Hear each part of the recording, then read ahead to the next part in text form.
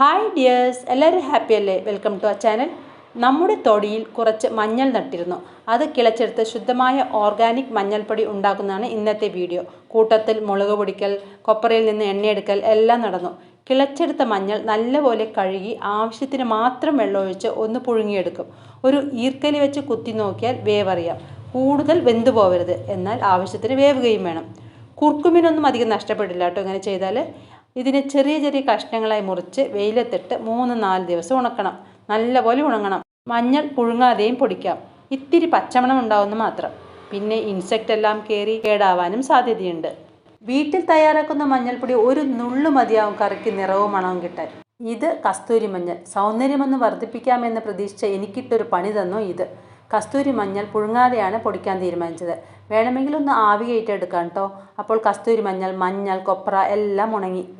എല്ലാം ഇനി മില്ലിലേക്ക് കൊണ്ടുപോകണം. കൊപ്ര 2 ചാക്കുകളിലാക്കിയിട്ടുണ്ട്. മുളക് നല്ലപോലെ വറുത്ത് പൊടിക്കാനായി റെഡി ആയിട്ടുണ്ട്. ഞെട്ട് കളഞ്ഞിട്ടില്ല കേട്ടോ. നിങ്ങൾക്ക് വേണമെങ്കിൽ ഇതിൻ്റെ ഞെട്ട് എടുത്ത ശേഷം പൊടിക്കാൻ കൊണ്ടുപോകാം. ഇനി അടുത്തത് മഞ്ഞൾ, അതും നല്ലപോലെ ഉണങ്ങിയിട്ടുണ്ട്. അതിനെയും ഒരു പാക്കറ്റിലിട്ട് നമുക്കൊന്ന് കെട്ടി വയ്ക്കാം.